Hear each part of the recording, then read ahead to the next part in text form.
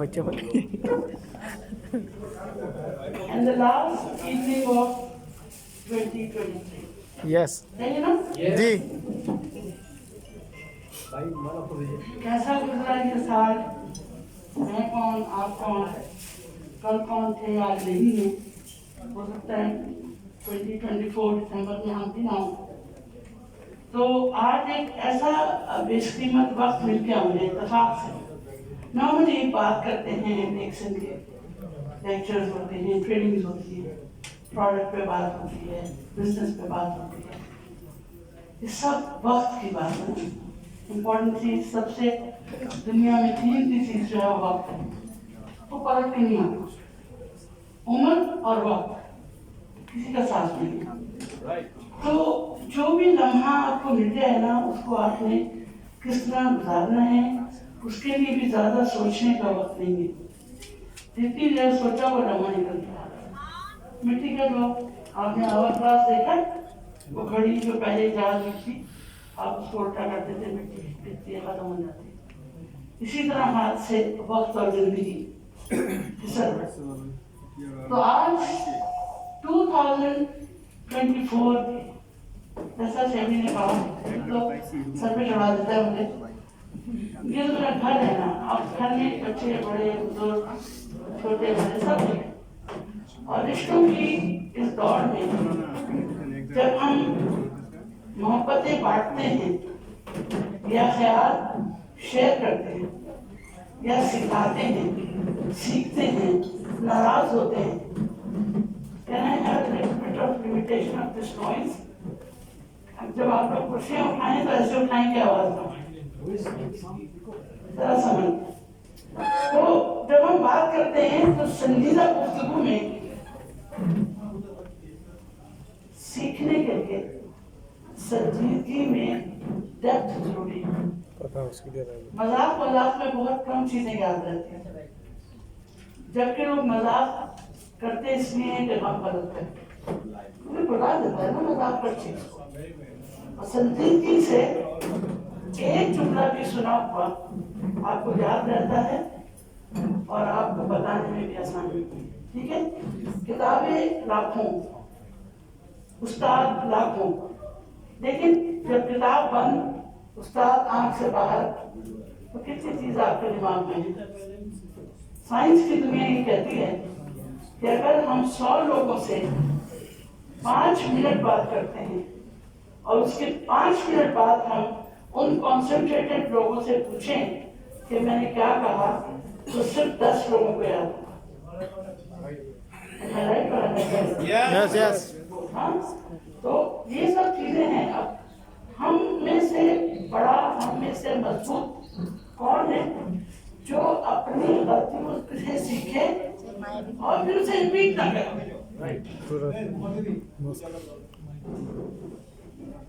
समझा? तो 2023 एक पल की जिंदगी आपको 2024 में बदलनी है और अपने आप को आज से बेहतर करना है। सही है ना? ये वादा है कि हमारा कल हमारे आज से बेहतर होगा इंशाल्लाह। तो मैं तो भाई बिजनेसमैन नहीं हूँ, पैसों की बात मुझसे होती नहीं है ज़्यादा अच्छे तरीके से। मैं सिर्फ बता सकती हूँ कि पैसा बचाया कहाँ जा सकता है अपनी फील्ड में। 750 dirham से आप कैसे बच सकते हैं कि अगर आप केमोथेरेपी शुरू कर देते हैं या DXN के प्रोडक्ट शुरू कर देते हैं तो 750 dirham नहीं देने पड़ेंगे आपको। ये पक्की बात है। सही है।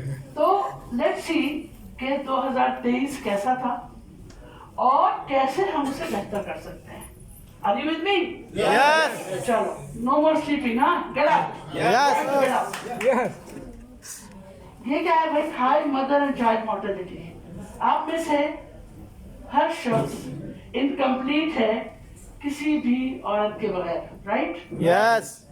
सबसे पहले औरत ने आपको पैदा किया, दूसरी औरत ने आपका साथ दिया जी, तीसरी बेटी ने आपका साथ दिया, चौथी बहू ने आपका साथ दिया, फिर आपकी जनरेशन में आपकी पोती ने आपकी नवासी ने साथ दिया। एग्री? यस। तो दुनिया में कोई भी चीज माँ और बच्चे के ताल्लुक से बड़ी नहीं है। एग्जैक्टली। WHO की स्टैटिस्टिक्स 2023 की, मैंने डर के मारे वो फिगर नहीं लिखी।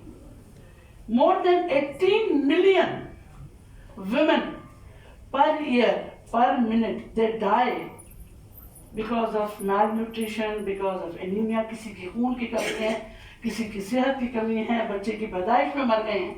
और more than 92 million kids, they die under the age of 5 years, and this was very high in last 3 years। जब आप कोविड में आपने बुजुर्गों और बच्चों को जाते देखा होगा, ठीक है। तो ये आप देखिए कि ये माँ और ये बच्चे उन एरियाज में, हमें तो पानी और यहाँ कब सब कुछ मैसर है ना, जहाँ पे इनको 2-3 किलोमीटर जाना पड़ता है पानी लेने के लिए, क्योंकि वाइटल है, लाइफ में पानी के बगैर जिंदगी नहीं है जी। तो वहाँ औरत जो खुद एक पेट में बच्चा लिए हुए और 2 बच्चे उसके साथ हैं, उसकी जिंदगी के धड़के बहुत हैं। तो चाइल्ड मोर्टेलिटी, चाहे बच्चे की सेहत की खराबी हो, बच्चे की माँ की सेहत की खराबी से बच्चा बीमार हो, बात बराबर है, दुख दोनों में है। तो हाईएस्ट मोर्टेलिटी रेट 2022 में WHO ने क्लेम किया कि 2022 से थोड़ा बेहतर था, लेकिन था।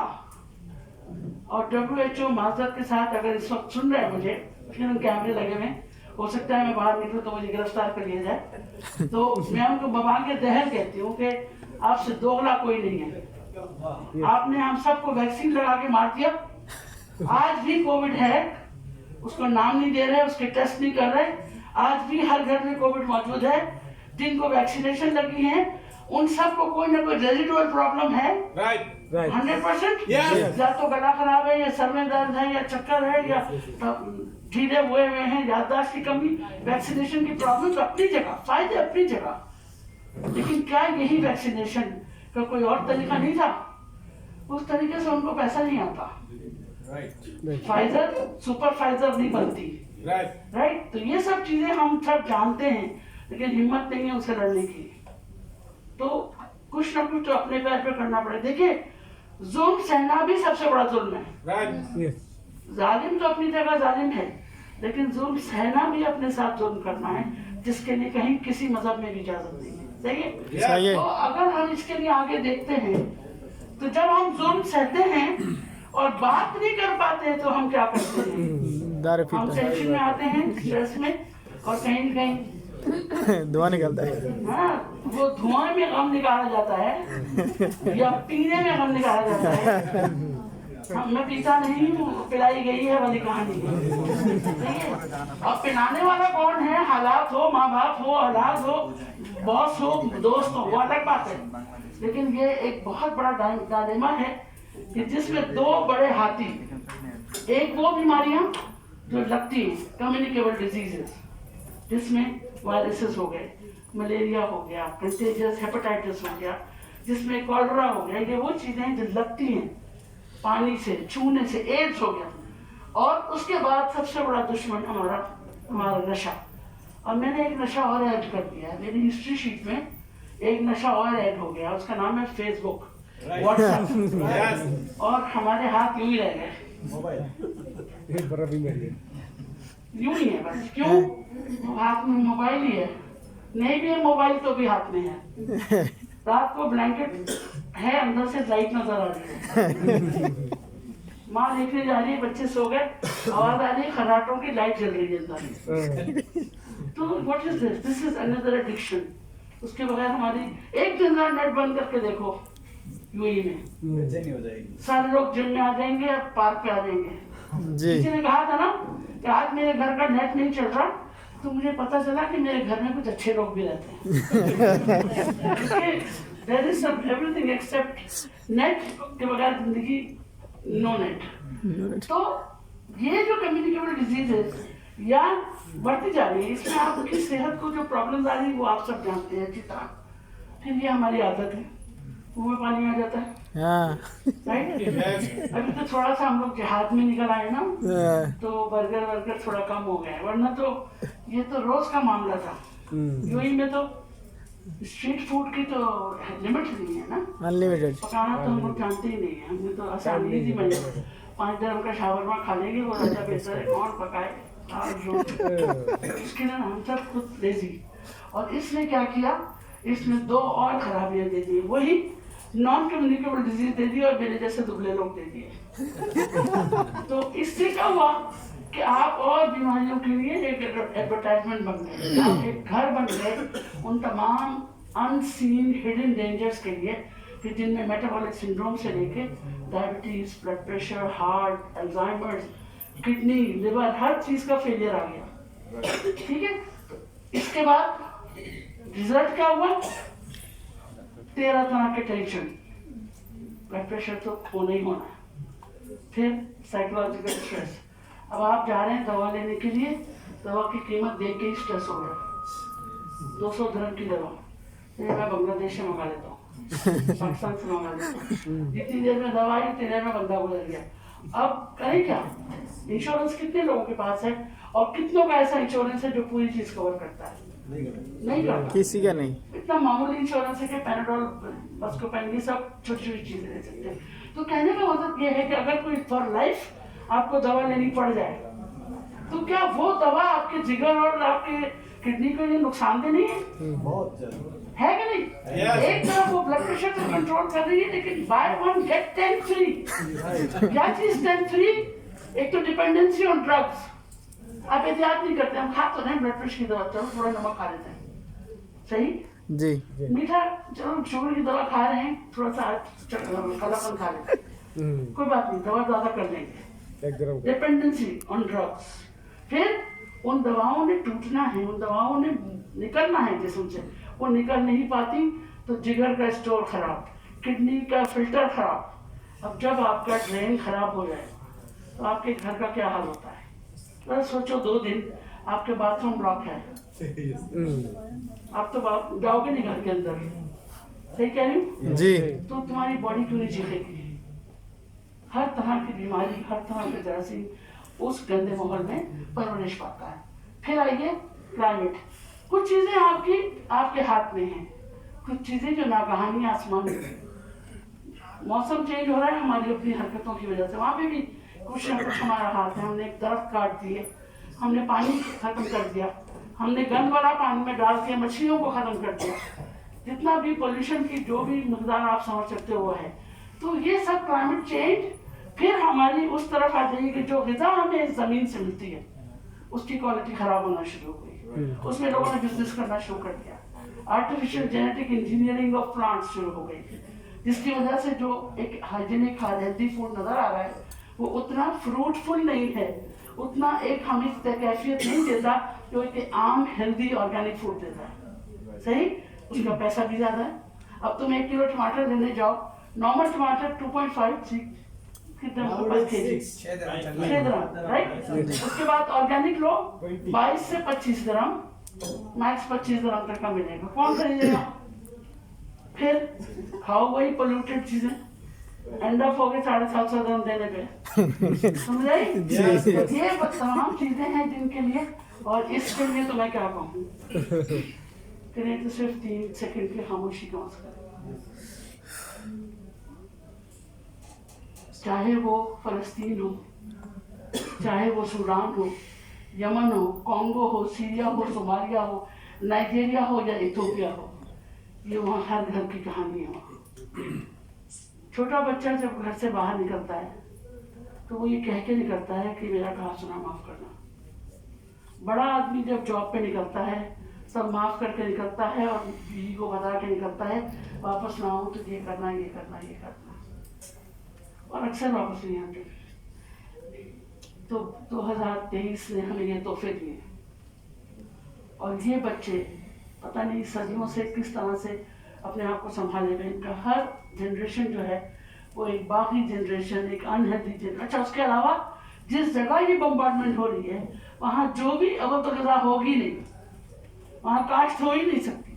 वहाँ पे जो लोग बसेंगे उनको जो रेडिएशन के जो प्रॉब्लम्स हैं, हिरोशिमा नागासाकी आज भी एबनॉर्मल बच्चों की वजह वहाँ पर ज़्यादा से ज़्यादा है, क्योंकि ज़मीन से जो तापकारी असरात हैं एटम बॉम्ब के वो आज तक हैं। अब बताइए कि ये हम किस तरफ जा रहे हैं। हम में से कोई भी कोका कोला की बोतल छोड़ने तैयार नहीं है, हमें से कोई भी बर्गर छोड़ने तैयार नहीं है कि एक बर्गर की 2 गोलियां हमारे सीने में लगने वाली है। जिस दिन हमने ये सोच लिया ना, उस दिन मुस्लिम उम्मा क्या ह्यूमैनिटेरियन ग्राउंड पे, अब तो यहूदी भी खड़े हो गए, वो भी कह रहे हैं कि ये गलत है।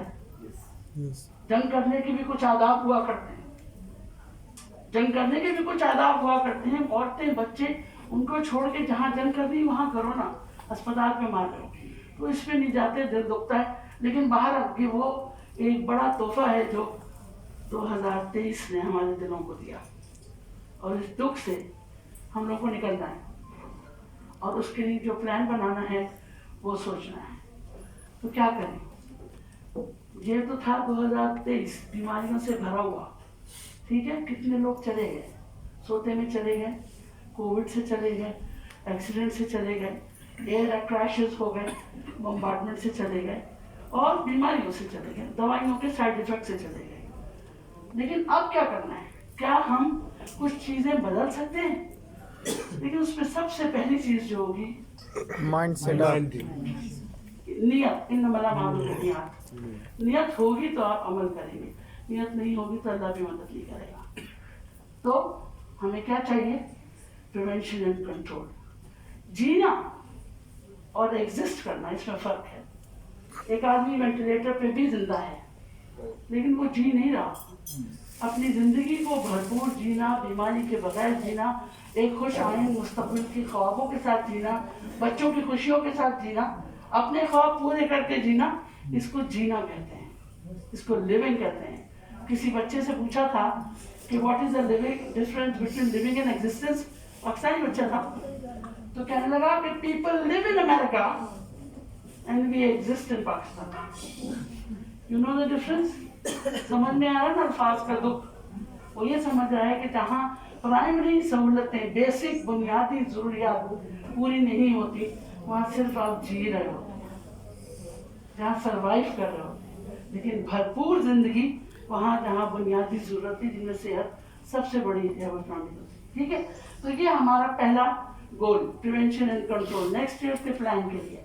दूसरा, जरा देखें कि 2023 में WHO ने क्या लिस्ट हमें दी है कि सबसे बड़ी वजह जो डेथ्स की मिली वो कोरोनरी आर्टरी डिजीज, दिल की शरियानों की खराबी, जिसकी वजह से छोटे छोटे बच्चों को भी हार्ट अटैक हो रहा है।